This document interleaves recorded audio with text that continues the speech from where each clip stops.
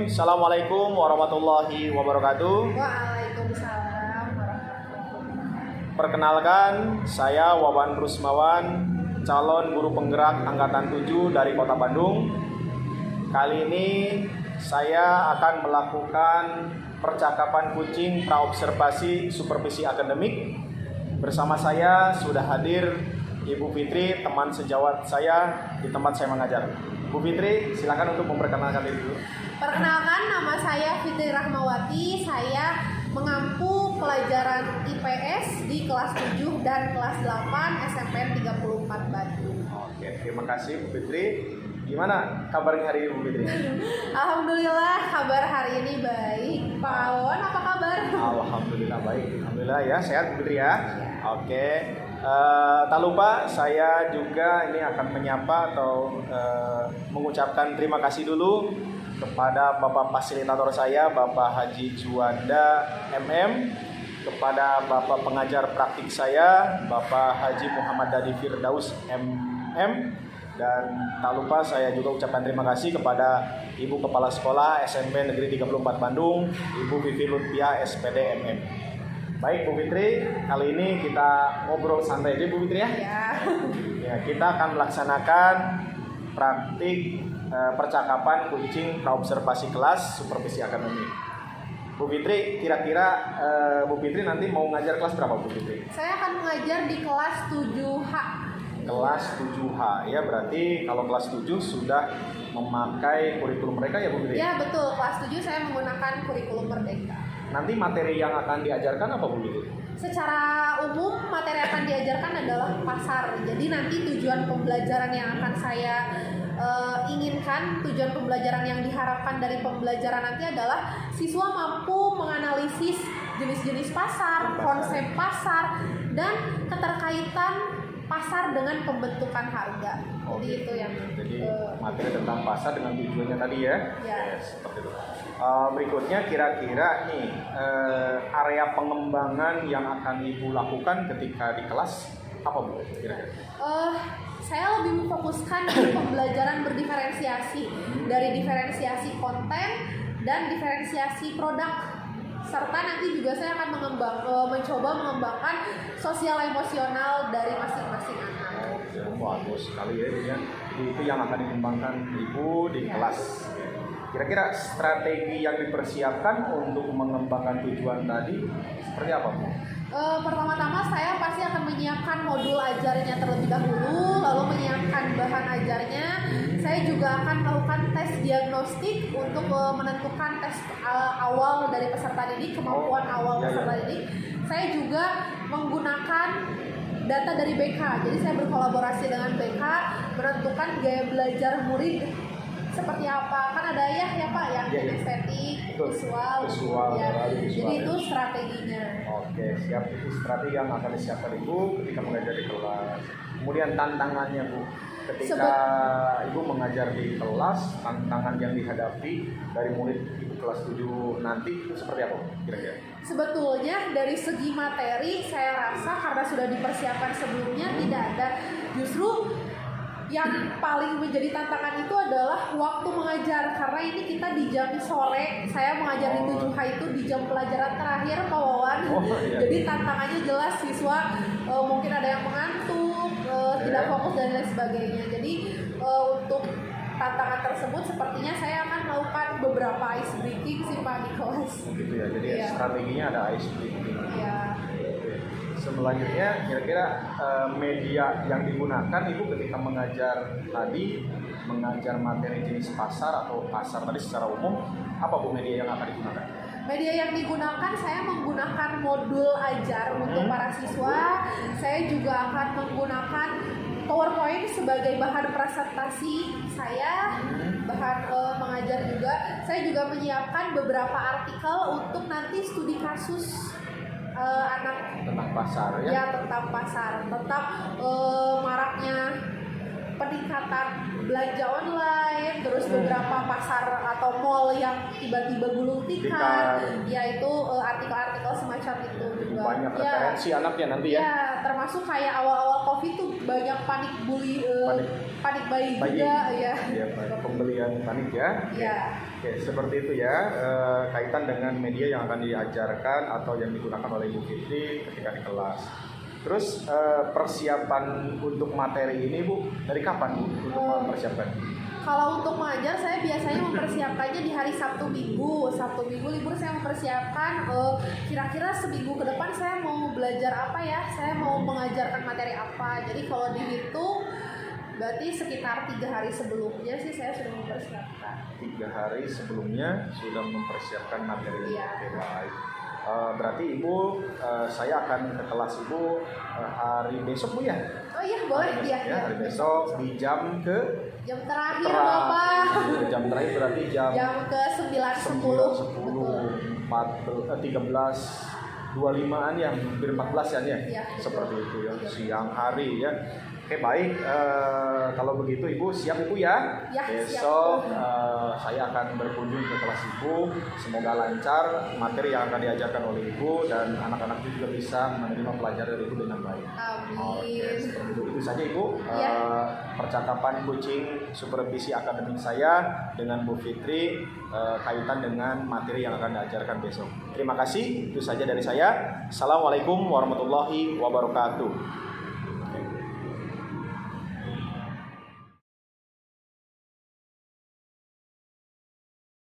Kamu jangan terganggu, Bapak ada di sini, Bapak aja belajar.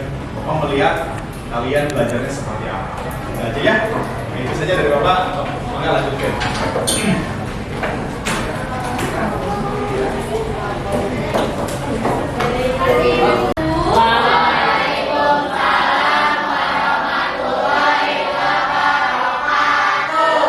Gimana kabar hari ini?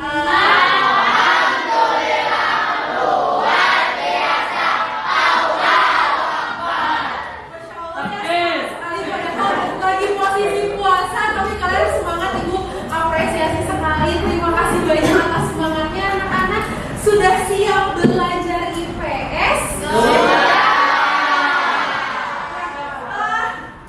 Hari ini kita akan belajar tentang pasar.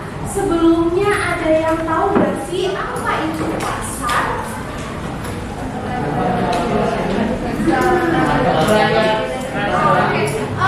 Sebelum menjawab boleh nanti acungkan tangannya.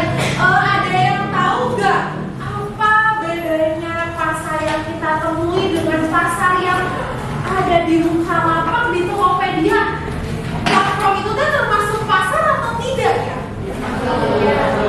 Kenapa Tokopedia, Shopee, TikTok Shop bisa disebut pasar? Karena ini adalah materi yang baru, materi awal bagi kalian. Ibu ingin melakukan sedikit tes. Jadi kita tahu ya, oh ternyata sebelum belajar pengetahuan awal kalian seperti apa. Nanti setelah belajar kita juga bakal ada tes lagi. Jadi kita tahu oh pengetahuan awal kalian seperti apa. Setelah belajar pengetahuan kalian bagaimana. Jadi boleh yuk diklik linknya. Di sana Ibu udah mengirimkan link quiz is. Mari kita coba dengan 5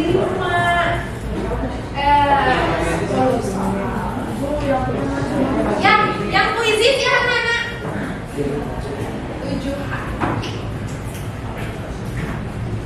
ya, udah ya, udah Ibu share juga yang quiz is. Jadi boleh kita mulai asesmennya.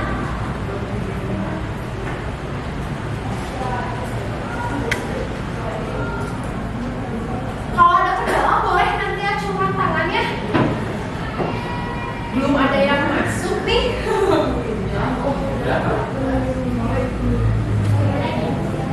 Ya, sok.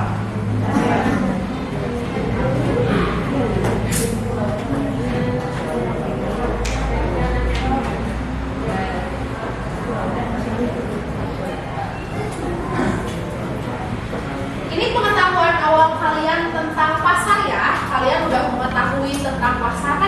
taunya pasar itu kayak, oh ada pasar Kodok, ada pasar baru, ada pasar kaget kayak di Car Free Day, itu juga pasar bukan ya. Nah kita nanti akan belajar hari ini.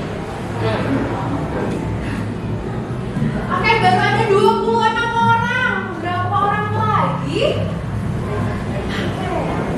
Boleh?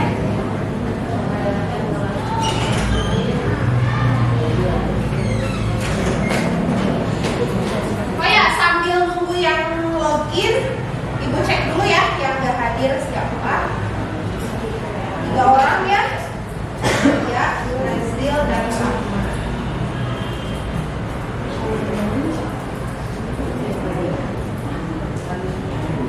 Rahma udah ada yang nengok, sakit apa? Oh iya, kita doakan semoga cepat sembuh ya. Ayo Nazil, gimana kabarnya sejarah ketemu? Kemarin itu mau sekolah tapi sekarangnya enggak. Oh iya. Iya, puasa dulu ya. Ya, oke, kita mulai ya. Kita mulai kuisnya. Yes. Ini live jadi bisa ketahuan siapa yang sudah dan belumnya.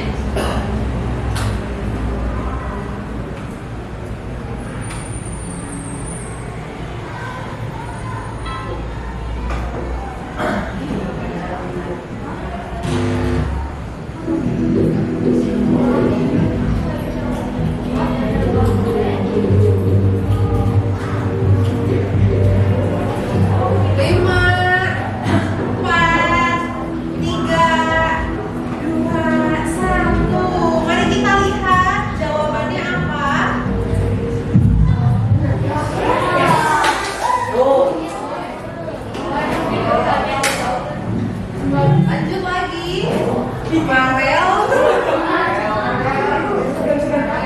Lanjut ke soal berikutnya.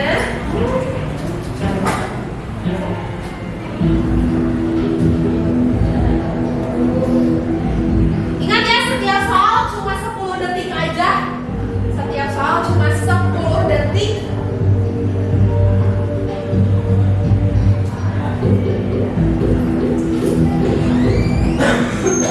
Lima, 4, 3, 2, 1. Oke, kita lihat jawaban benarnya apa ya. Gak apa-apa kalau ada yang salah. Kan namanya juga belajar. Kan kalian juga belum belajar. Ya, tersalib oleh Devan ya. Kita lanjutin lagi. Ada 3 pertanyaan lagi.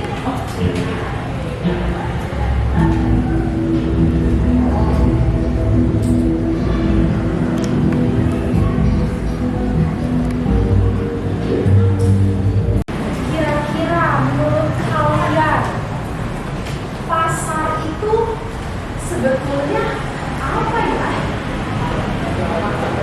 Acungkan tangan, siapa yang mau jawab?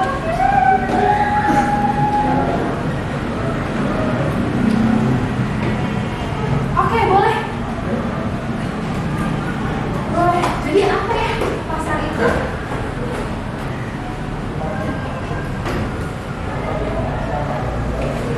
Pusat interaksi antara penjual dan pembeli. Betul atau tidak? Betul. Betul ya. Jadi pasar itu adalah tempat bertemunya penjual dan pembeli. Ingat kata kuncinya, tempat bertemunya penjual dan pembeli. Berarti kalau kalian ada yang barang nih, aku mau pesen lah, mau pesen cireng. Aku mau pesen cireng misalnya ke Marcel. Terus Marcel COD-an di depan kelas 7H. Maka depan kelas 7H juga disebut pasar. Paham? Jadi pasar itu bukan semata-mata tempat yang besar, banyak pedagang dan pembeli, enggak. Tapi ketika penjual dan pembeli bertemu itu disebut pasar. COD juga itu termasuknya tempat pasar. Bu, gimana kalau misalnya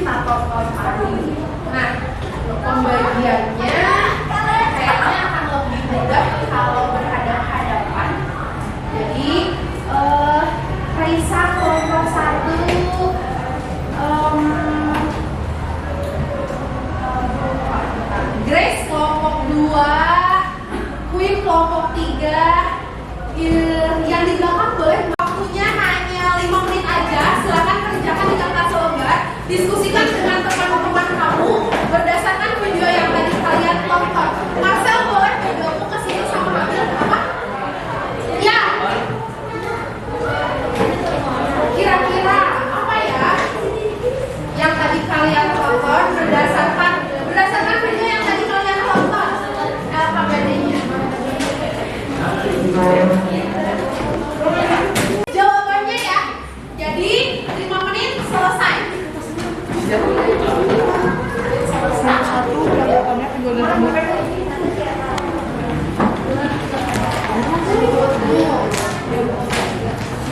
Diskusiin dari 5.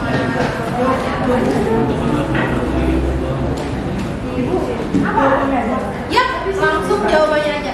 Jangan lupa tulisin nama kelompok, terus langsung jawabannya apa.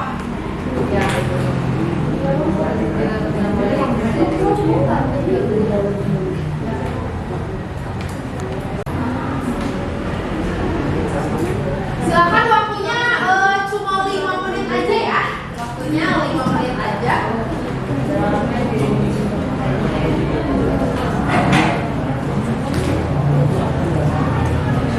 Kalau ada kendala boleh langsung mendapat 5 jawabannya.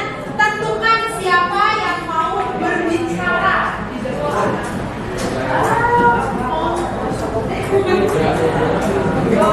Ada yang susah ya?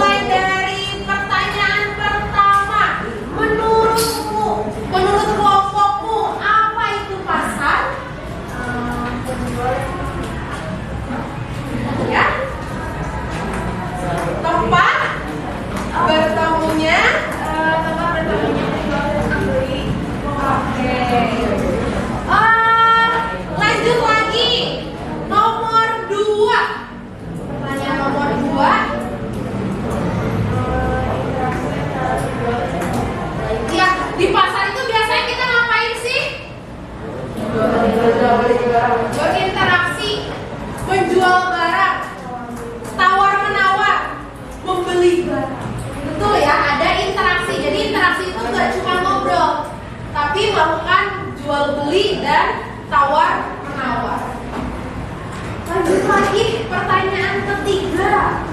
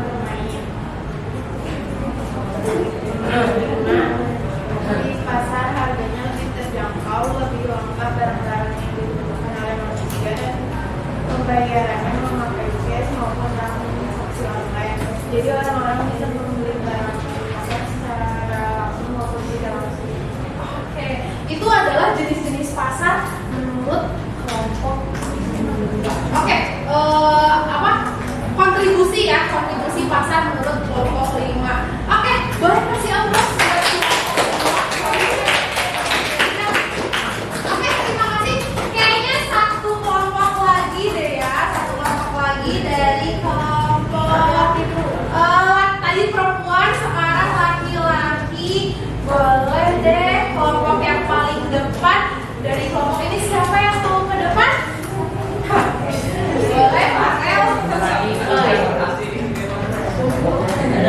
Ya, Farel ya. Farel. Menurut kelompok Farel, apa itu pasar? Pasar itu tempat interaksi antara penjual dan pembeli. Interaksi penjual dan pembeli. Betul ya, berinteraksi antara penjual dan pembeli. Di sana kita melakukan penjualan, pembelian, termasuk tawar-menawar harga. Oke, nomor 2. Peristiwa yang terjadi pada kamar tersebut adalah peristiwa jual beli antara penjual dan pembeli. Ya, di pasar tuh ngapain aja? Bisa menjual, bisa membeli, dan bisa mendistribusikan barang.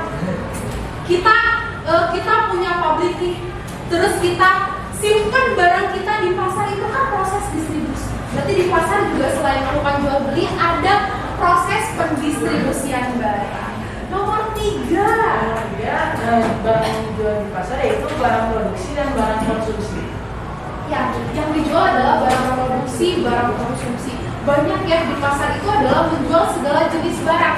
Tergantung pasar apa yang kalian tuju. Pasar elektronik ada BEC. Pasar tempat menjual baju ada Tanah Abang, ada Pasar Baru, ada ITC.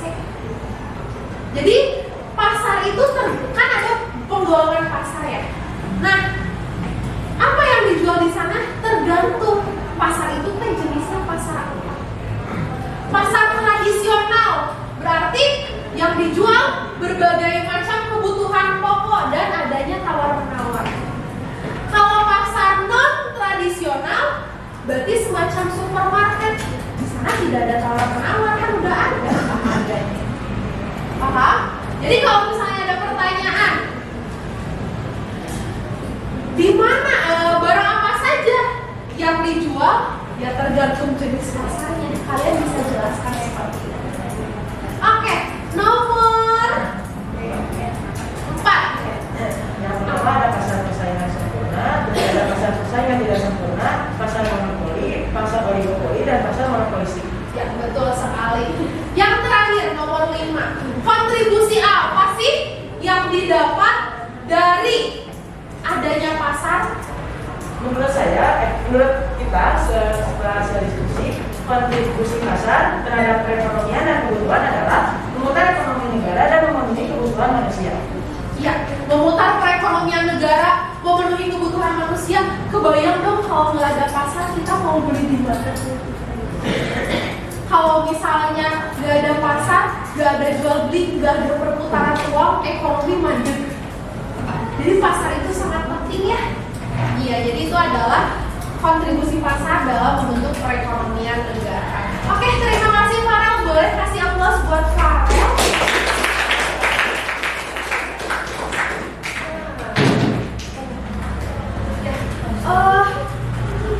Sejauh ini materi tentang pengertian pasar kita masih bahas dari ranah pengertian dulu ya. Pengertian pasar. Dari pengertian pasar, materi pengertian pasar hari ini ada yang mau ditanyakan? Sudah paham semua? Insya Allah. Nah, kalau begitu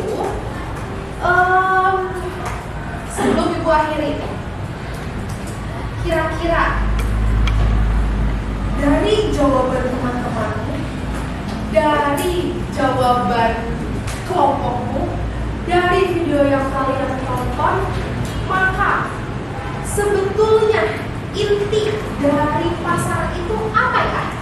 Ada yang mau jawab? Boleh mengacungkan tangan. Boleh Naomi? Boleh Putih?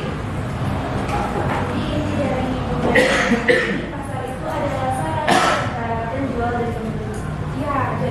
menurut Putih inti dari pembelajaran hari ini adalah pasar adalah Ibu ingin oh ya, buat pelajaran hari ini itu saja materinya. PR buat kalian adalah ini PR-nya pilihan ya, tergantung minatnya kalian, tergantung pengennya kalian mau apa. Jadi tugas kalian adalah di rumah buatlah jenis-jenis pasar. Jadi buatlah jenis-jenis pasar, peta konsep tentang jenis-jenis pasar. Bebas di sini dalam artian apa, Bu? Bebas.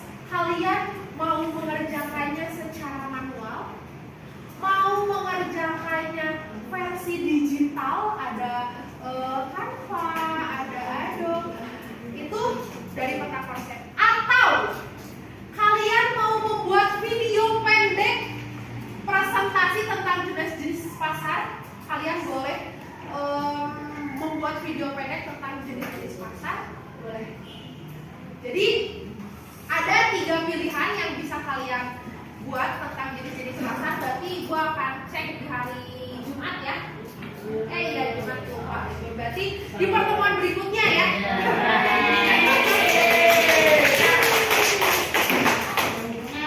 Di pertemuan berikutnya kalian silakan kumpulkan ke Ibu tentang jenis-jenis pasar.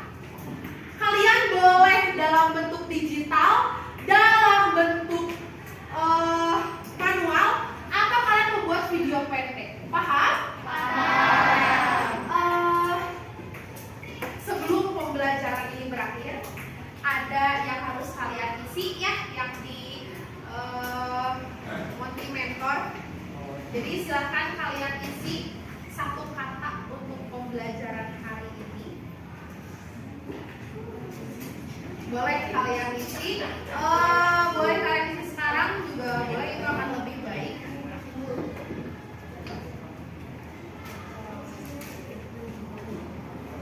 Terutama dalam kalian mengenal pasar, kan selama ini kalian nganggapnya pasar teh ya pasar supermarket atau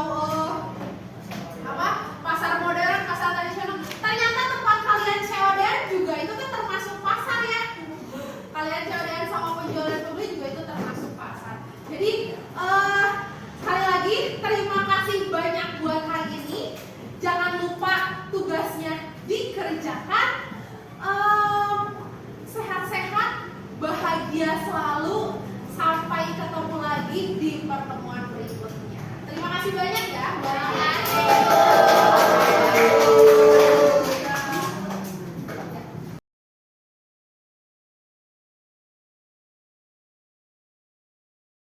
Baik. Bismillahirrahmanirrahim. Assalamualaikum warahmatullahi wabarakatuh. Waalaikumsalam. Alhamdulillahirabbil alamin. Hari ini saya Wawan Rusmawan bersama pengajar praktik saya Bapak Muhammad Adi Firdaus yang sudah hadir. Terima kasih Bapak sudah hadir.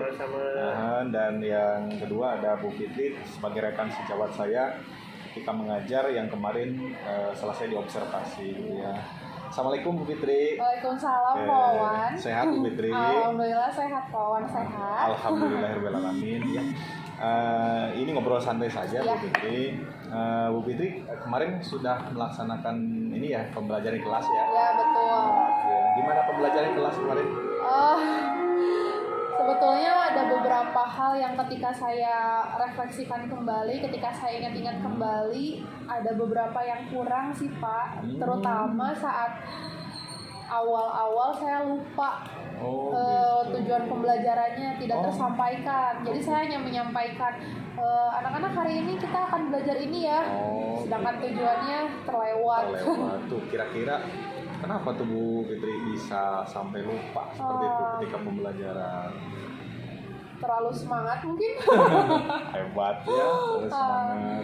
Ya atau mungkin gugup ya. Itu ya yang terjadi di kelas, jadi sampai lupa. Kira-kira ke depannya ketika ada kesalahan dengan anak-anaknya dulu, dengan anaknya gimana Bu Fitri? Respon anak-anak? Respon anak-anak Respon anak-anaknya alhamdulillah baik. Anak-anaknya bisa diajak kerjasama, ketika berkelompok juga merekanya bisa berkelompok dengan baik, mengerjakan secara kelompok, semuanya berkontribusi. Terlebih kan kelompoknya itu jumlahnya 4-5 orang ya Pak ya, kelompok kecil. Betul, Jadi betul. semuanya bisa berpartisipasi juga. Oh gitu. Cuma sayangnya waktu presentasi terbatas waktu. Oh, gitu. Jadi hanya 2 kelompok yang presentasi, sisanya belum. Oh begitu, jadi ada beberapa kelompok yang belum presentasi. Iya. Tuh, kalau dengan kasus seperti itu, Bu Fitri, kira-kira apa yang dapat dilakukan oleh Bu Fitri pada kelompok yang belum presentasi? Yang belum presentasi, saya kelompoknya jadi di pertemuan berikutnya sih Pak tetap tampil. Jadi saya juga menghargai mereka. Nah, gara-gara itu juga saya kayak apa ya, Sundanya kajongjonan teuing apa ya Pak. Jadi saya juga sampai lupa tidak melakukan refleksi karena ternyata keburu bel. Jadi Iya. Ibu terlalu semangat jong-jong di kelas Iya. sehingga kelupaan gitu. Jadi respon anak bagus berarti Bu ya kalau begitu Iya. ya. Alhamdulillah Ibu sudah menampilkan di kelas seperti itu. Terus ada nggak Bu kira-kira kendala ketika Ibu mengajar di kelas? Kendala lain selain tadi kelompok tidak presentasi semua, ada nggak ketika pembelajaran? Kalau kendalanya, karena saya ngajar di jam siang Pak, anak-anak pasti ngantuk gitu. Tapi ngantuknya mungkin berkurang karena di kelompok juga sih ada aktivitas kelompok, jadi merekanya ada move gitu. Jadi karena belajar siang itu kendalanya Bu ya. Terus solusi Ibu kira-kira ketika anak ngantuk, lelah di siang hari belajar, kira-kira ada cara lain nggak Bu? Dalam rencananya Pak, dalam rencana pembelajarannya di modulnya mah saya sudah menyiapkan kayak KSE-nya, kayak ada apa namanya, ice breaking. Ice breaking. Stimulus kepada siswa agar nggak ngantuk, tapi ternyata saya juga terlewat karena terlalu fokus terhadap materi. Jadi setelah selesai materi langsung bagi kelompok sudah terlewat Pak, itunya. Begitu. Jadi bagian apa namanya ice breakingnya terlewat, Iya. gitu ya. Oke. Terus dengan terlewatnya begitu, kira-kira kedepannya Bu Fitri seperti apa? Saya lebih menekankan ke manajemen waktu sih Pak, akan lebih menekankan ke manajemen waktu mulai dari runtutan pembelajarannya agar lebih runut lagi, biar refleksinya masih sempat waktunya, presentasi kelompoknya juga masih sempat. Itu sih Pak, mengingat-ingat kepada runtutan waktu, manajemen waktunya. Berarti Bu Fitri harus mengingat waktu juga ya. Ketika mengajar itu bagian-bagiannya harus diingat gitu ya. Bagian pembukaan di awal ada apa namanya, doa, persepsi gitu ya. Intinya bagian penutupnya sampai kepada refleksi itu harus diingat-ingat oleh Bu Fitri ya, seperti itu. Oke. Seperti itu. Oke, kira-kira apa namanya, refleksi Ibu ke depan dengan pembelajaran yang sudah berlangsung kemarin seperti itu, ya harapan Ibu ke depan, komitmen Ibu ke depan itu akan seperti apa? Yang pertama itu lagi-lagi ya manajemen waktu. Saya harus mengingat waktu. Kedepannya juga saya diusahakan agar tidak kelupaan dari berbagai runtutan pembelajaran. Soalnya ternyata banyak yang terlewat ya ketika saya ingat-ingat kembali, mulai dari persepsi. Karena saya juga baru ingat, saya juga tidak menyampaikan persepsi karena saya pikirkan itu baru ya, maksudnya materi baru, sedangkan materi sebelumnya itu masa purba, manusia purba. Terus sekarang materi baru pasar. Awalnya karena mungkin ketidaktahuan saya pikir persepsi itu mengaitkan materi yang sebelumnya yang berkaitan. Sedangkan ini kan materinya nggak berkaitan antara manusia dengan manusia purba dengan pasar, tidak berkaitan. Jadi saya tidak melakukan persepsi. Ternyata ketika saya pelajari kembali, persepsi itu ternyata nggak harus sesuai dengan materi. Terus tidak harus berkaitan. Iya, gitu tidak harus ya, berkaitan materi. ya maksudnya teh.